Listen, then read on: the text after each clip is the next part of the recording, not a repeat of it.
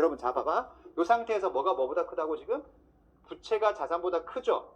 큰 이 상태를 뭐라고 하냐? 이걸 법률적으로 그냥 도산 상태라고 하는 거예요. 부채가 뭐보다 부채가 자산보다 큰 상태. 그럼 부채가 자산보다 크다는 것은 회사가 자본이 뭐라는 거죠? 마이너스한 소리예요. 그럼 자본 잠식 상태인 기업이 도산 상태란 말과 같은 말입니다. 알겠죠? 그렇게 이해하고, 자, 그럼 봐요. 도산 상태인데, 이 도산 상태가 됐을 때 이 기업을 처리할 수 있는 방법이 두 가지예요. 잘 들어봐요. 도산 상태인데 이게 뭐보다 큰 게 자산보다 부채가 크다는 거지. 무슨 상태라고 한다 이거를? 자본 잠식이다 말해도 같은 말이에요. 이 상태에서 첫 번째는 정리하는 방법이 있고요. 두 번째는 이거를 갱생시키는 방법이 있다라고 얘기해요. 기업을 완전히 다른 거야. 뭐 하는 거?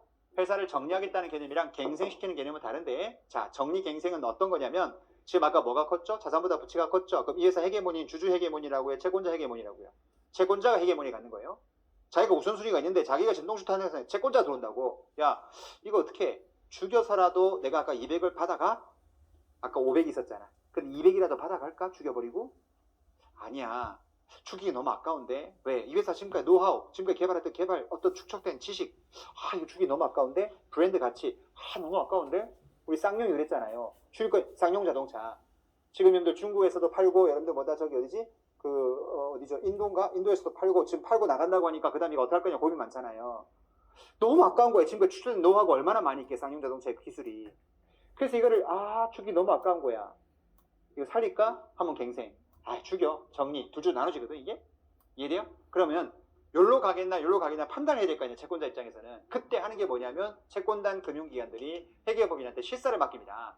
실사를 맡겨서, 이거 계속 기업 가치가 많이 나오겠어요? 아니면은, 이거 청산 가치가 많이 나올까요? 라고, 이거 두 가지를 비교해보라고 한다고. 그럼 회계법인이 들어가서 뭐냐? 실사합니다. 실사해서, 저희도 많이 하는 것 중에 하나인데, 이거 당장 문 닫으면 얼마 나올까? 계산해본다고.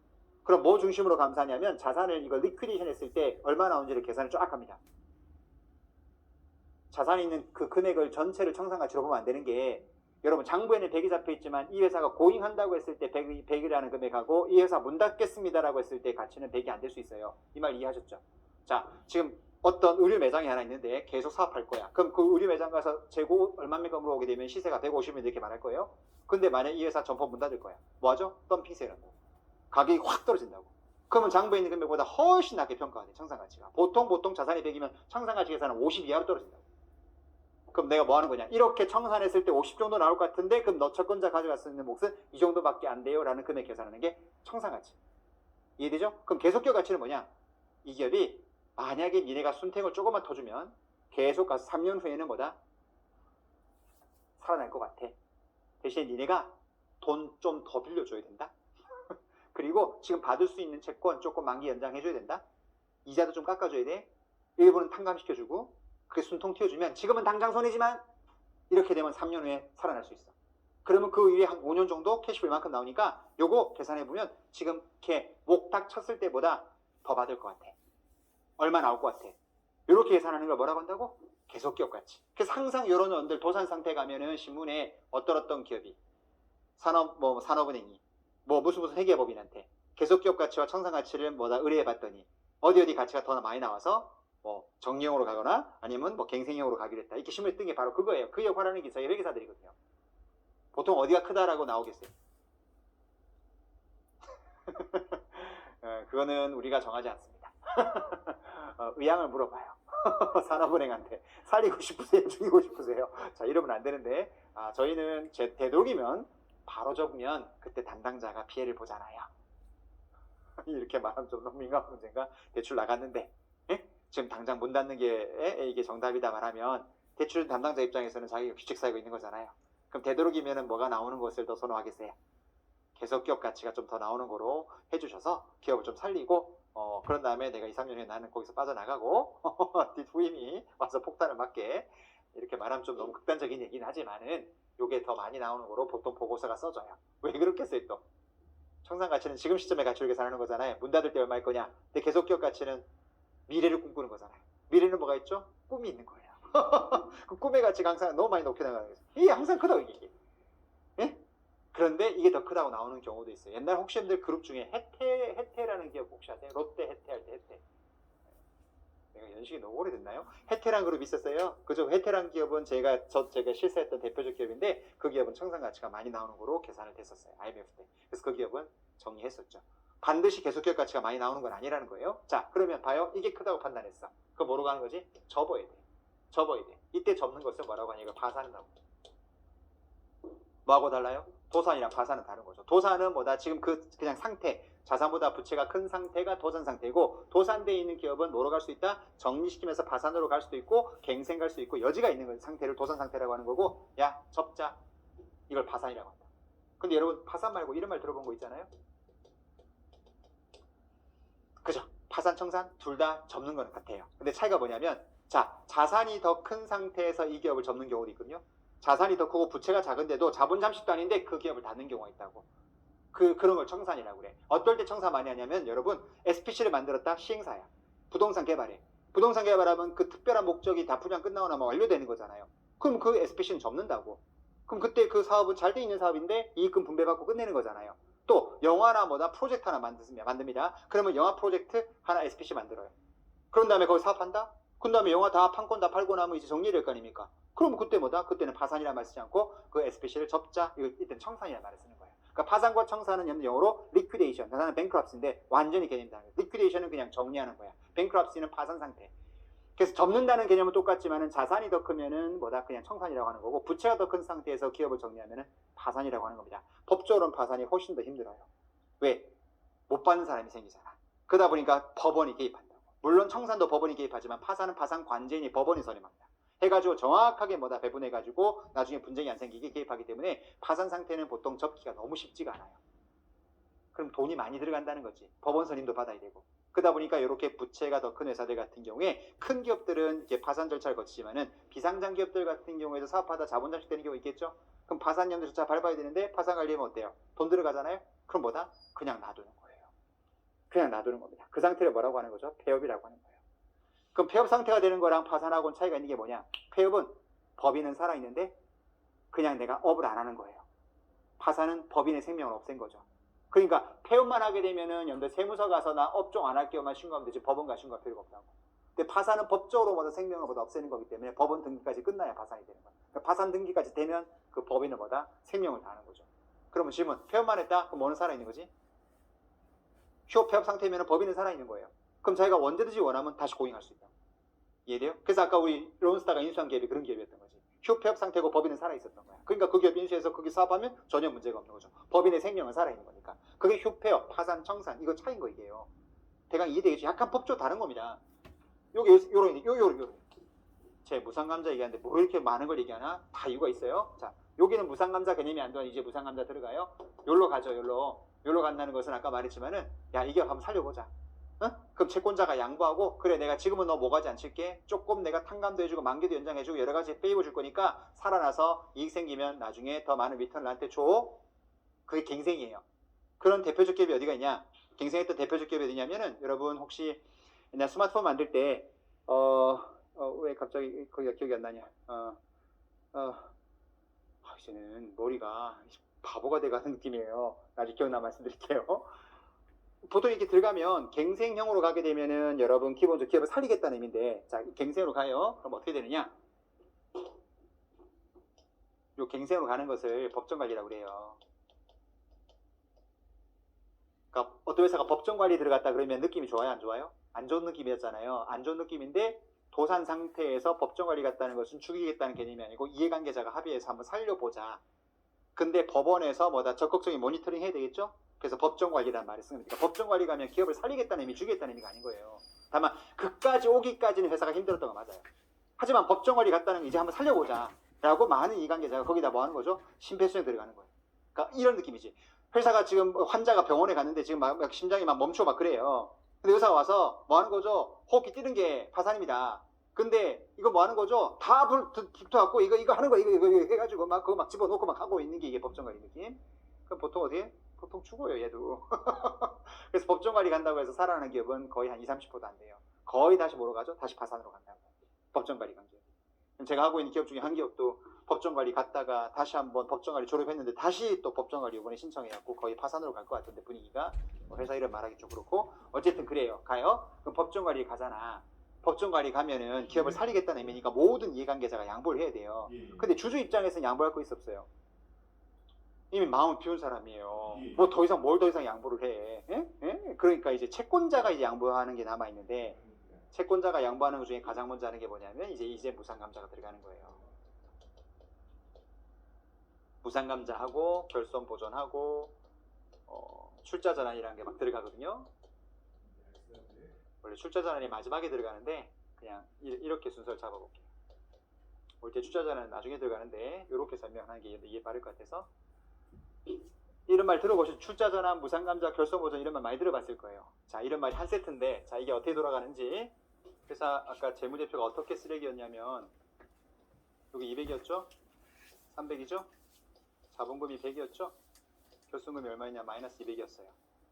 아까 처음 출발할 때 채권자가 좋아, 너 죽이면 200밖에 안 되니까 혜수가 살려주면 조금 도움 되겠지. 자, 살리자. 어떻게 살려요? 가요?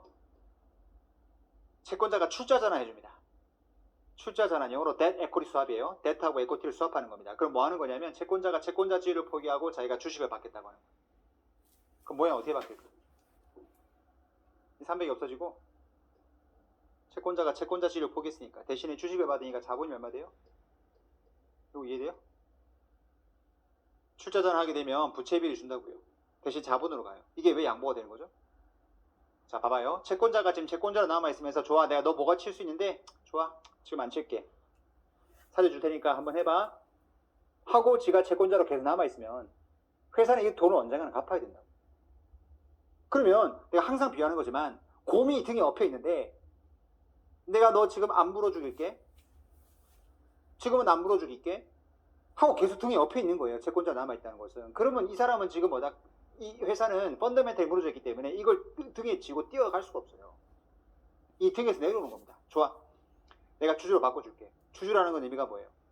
갚을 의무가 없어요. 회사가 잘 되면 배당을 줄 텐데 안 되면 어쩔 수 없어. 회사 입장에서는 출자전 해주면 엄청 부담이 적어지지. 왜? 일단 이자가 안 나가겠죠. 그리고 원금이라고 하는 개념이 없어지는 거예요. 갚아줄 의무가 없는 거지. 그러면 재무조 엄청 좋아지지. 이렇게 탕감을 해주고 얘는 뭐 하겠다는 거죠? 주식으로 바꾸고 난 다음에 나중에 회사가 잘 되면 뭐다, 주주가치로서 뭐다, 돈을 받겠다는 거예요. 여기까지 이해됐죠? 자, 그럼 이 상태가 되면 여러분들 등짝에서 내려와, 곰이. 그럼 몸이 되게 가벼워졌지. 자, 그럼 이제 좋아, 이제 뭔가 한번 해보자 하려고 했더니 얘가 이미 펀더멘탈이 너무 없어져가지고 돈이 하나도 없어. 그럼 뭐가 이제 그 다음 들어와야 될까? 캐시가 인젝션이 들어와야 되겠죠. 이제 캐시가 들어와야 된다고. 캐시가 들어오려면 여러분들 자금 조달 방식은 크게 두 가지. 타인 자본, 자기 자본. 그럼 봐봐, 그럼 자기 자본 조달을 해야 돼. 유중이거든? 자, 유상증자다고 주총 모았어요. 어떻게 돼요? 불꽃 싸다고 때리겠죠. 지금 있는 주주들 다 마음 비웠고 지금 채권자는 지금 자기의 채권자 지위까지 양보했는데 갑자기 야, 유상증자하자. 안 들어온다고. 유중 안 되겠네? 그럼 두 번째, 타인 자본 조달. 금융기관 돈 빌려야 돼요. 있는 채권자도 지금 못 받아갖고 주주를 바꾸고 있는데 누가 들어와? 아무도 안 들어온다고 이거. 그럼 채권자가 양보는 했지만 추가 자금 유입이 안 돼요. 그래서 보통 법정관리 가면 항상 신문에 나오는 게 뭐죠? 제3자 매각. 제3자가 이걸 사야 돼. 사서 여기다 돈을 더 넣어줘야 된다고. 그래야 기업이 갱생을 하는 거예요. 법정관리까지 가진 않았지만 여러분 경영 정상화 합의해갖고 여러분들 아시아나항공이 이런 구조였거든. 채권당 거래는 어디였고? 산업은행이었고. 그러니까 대한항공이 어떻게 하겠다고 구조를 짰던 거예요 그때. 일단 아시아나항공 처음에 매각 나왔을 때 누가 먼저 산다고 그랬죠? 현산이. 그때 구조 나왔던 게 뭐예요?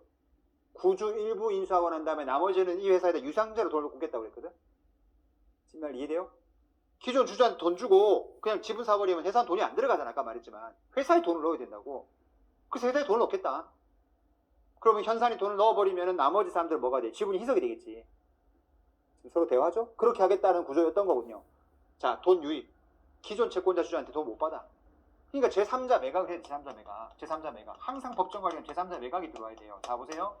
제3자 매각 들어와야 되는데 제3자 매각 들어오면 여러분들 지금 이 모양 자산 200, 부채 없어, 자본금 400, 그 다음에 결손 마이너스 200. 여기까지 됐죠? 이까지 상태에서 제3자 매각 하려고 했더니 제3자가 가만히 들어와 보니까 결손금이 마이너스 200이 돼 있어.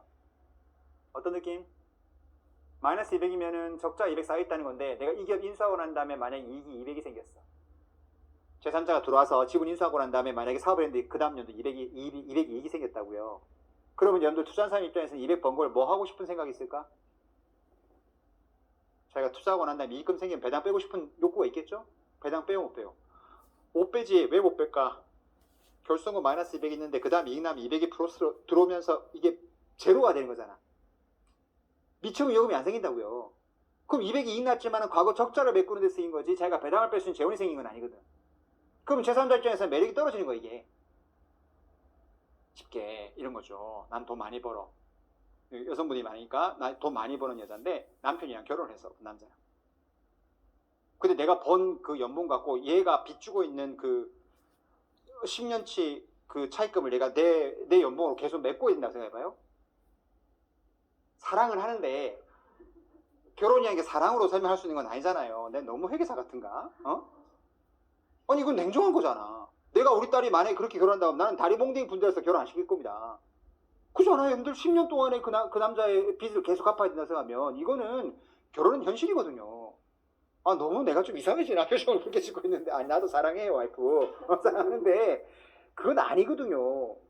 내가 어떤 기업을 인수하는 게 결혼이랑 똑같다고 그랬잖아요. 인수하려고 하는데 적자가 엄청 여기 메꿀 때까지 배당 못 뺀대. 야 이건 아니잖아 이거 안 산다고. 그러니까 M&A 시장에 내놓기 전에 무상감자라는 거예요.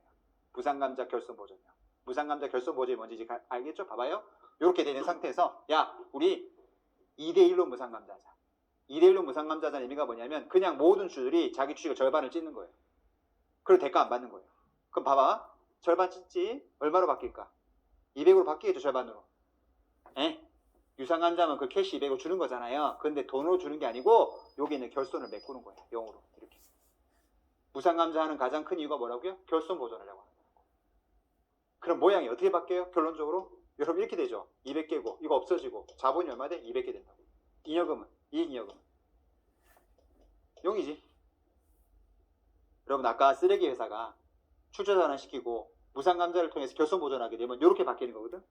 여러분이 제3자 즉 이 기업 인수하고 싶은 사람이라고 쳤을 때 요 회사 보면 이 회사로 나와 있는 게 훨씬 플랫폼이 어때요? 깔끔하지 않아?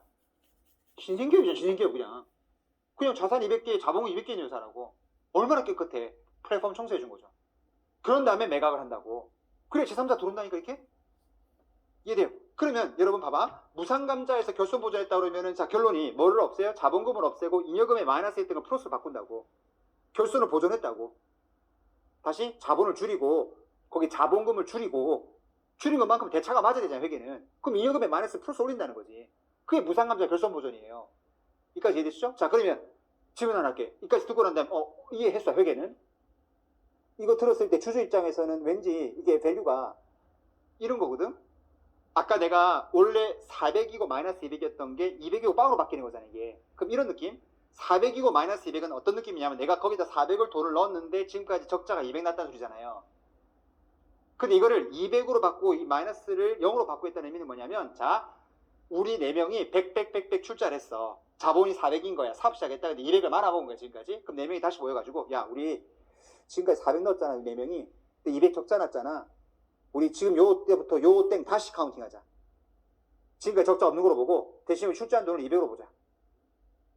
지금 이해돼요? 무상감자 결손보전 쉽게 말하면 이거라고. 사람들이 무상감사 결손보전 말하면 무슨 말인지 이해 못하고 회계 배운 사람들은 회계로만 분계로만 생각하는데 느낌으로 이해해보라고. 400을 넣고 적자가 200 났는데 4명이 모여서 야 우리 지분 절반 소각하고 그냥 지금은 결손 없는 거로 보고 출자한 돈을 200으로 보고 자 다시 시작하자. 이거의 개념이 아주 간단한 거지. 그러니까 여러분 지금 내가 이렇게 말하면 여러분의 어떤 그 밸류엔 변동이 있었어요. 400을 놓고 200이 결손 났는데 자 200 결손 없는 걸로 보고 우리 출자한 돈을 400이 아니고 200으로 보자 라고 하는 것은 그냥 카운팅의 뭐다 의미인 것밖에 없는 거지 우리의 밸류가 바뀐 게 하나도 없다고. 그럼 무상감자 결손보전 주주 입장에서 아무런 뭐다 부의 변화가 없는 거예요. 그러니까 자본의 토탈 변화가 없지. 400에 마이너스 200이 200의 빵이니까 주주 몫이 아무런 변동이 없다고. 그냥 법률적인 어떤 처리인 거죠. 그냥 장부에 보여주는 거예요 그냥. 근데 그렇게 해줘야 뭐가 되는 거라고 아까 말했지만 투자받기 훨씬 더 수월한 거죠. 지금 서로 이해돼요? 조금 이해를 잘 해봐요. 근데 문제는 무상감자 결손보전 할 때 회계상으로는 그렇게 처리가 되고 그러면 결국 주주 입장에서는 솔직히 무상감자 합시다라고 했을 때 참여하지 말아야 돼? 참여해야지. 왜? 이렇게 해줘야지만 제3자 매각의 희망이 보이는 거잖아요. 그리고 어차피 주식 지금 뭐다? 쓰레기잖아. 그럼 2대1로 무상감자 한다고 한다. 100대1로 한다. 쓰레기 100개를 하나 줄게요. 그래도 쓰레기야. 언제든지 찢어야 돼, 이거는. 그래서 뭔가 투자를 받을 수만 있다면 언제든지 찢어야 되는 거지, 이게. 적극 참여하셔야 돼. 찢어! 100개 찢어! 제3자 매각만 된다면 찢어! 문제는 여기서. 무상감자 결손 보존하겠다는 말이 떴다는 것은 여러분들 뭐가 된다는 거죠? 채권자가 지금 양보하겠다는 거죠? 채권자가 출자전환 들어온다는 소리잖아요. 그럼 출자전환 들어와갖고 무상감자 결손 보존 이 이벤트가 생기면 기존 주주 입장에서는 회계상으로는 뭐다 부의 변화가 없는데 주가라는 것은 숫자로만 움직여요. 비계량적인 포인트도 있는 거예요. 비계량적인 게 더 많이 움직이죠. 주가라는 게 솔직히 지금 기업들도 주가 막 3배 대비 올라갔지만 실적 보면 3배 대비 올라갔던가요? 아니잖아요. 그게 희망이잖아요. 희망이잖아요. 지금 이 상황 희망이에요. 굉장히 불행이 지금 닥치고 있는 거예요. 회계를 모르면은 자기가 지금 기분이 좋아야 되는지 나빠야 되는지조차도 모른다고 내가 항상 얘기해요. 보통 사람들은 자 법정관리 가는 거로 협의가 되었다 이렇게 말하면 사람들이 뭐라고 그래요? 회사가 쓰레기가 됐구나. 아니지. 법정관리 가기 전에 이미 회사는 쓰레기였다고. 법정관리 승인이 나서 채권자가 양보하겠다고 한 거거든요. 이거는 법정관리 승인이 났다는 것은 채권자가 양보하겠다는 의미예요. 죽이겠다는 게 아니고. 그럼 기존 주주 입장에서는 해피한 이벤트라고. 이게 어차피 쓰레기라고 생각했던 게 이제 뭐가 된 거다? 이제 약간 준쓰레기 있는 느낌이지 살 수 있는 희망이 보이는 겁니다. 이게. 그래서 무상감자 결손 보존 승인 딱 떨어지면은 갑자기 뭐다? 주가가 확 상한가 칠 때가 있어요. 왜냐면 회계상으로는 상한가를 가면 안 돼. 이거는 어차피 똑같은 거니까 밸류가. 그런데 움직이는 이유는 뭐라고요? 아까 말한 그 이벤트입니다. 아, 이 기업이 봐봐 여러분 주주인데 위에 있는 채권자가 우선순위인데 갑자기 출자전환하면 내 옆으로 온다고. 나랑 동순이야. 내 위에 있던 애가 옆으로 오는 거지. 출자전환이면. 지금 무슨 말인지 알죠? 위에 채권자가 위에 있었는데 옆으로 야 나랑 동순이야. 기분이 안 좋아요? 동순이라고. 동순이 나랑. 야 얘가 동순인데 돈이 이제 필요하면 얘도 나중에 뭐 하려고 하겠어. 이제 금융기관이야. 없으면 지가 어떻게든 쩐줄 데리고 온다고. 산업은행 출자전 한 다음에 너 주식 이거 다 찢어버리겠어요? 힘들면 자기가 직접 투자 못해도 다른 뭐다 워낙 투자 기관들하고 이 산업은행은 갑이니까 야 이거 돈 좀 넣어. 돈 좀 넣어. 들어올 수 있는 여지가 있다고. 이게 해피하지. 그러니까 내 입장에서 이걸 why not이야. why not? 응? why not? 게다가 더 좋은 건 뭔지 아세요?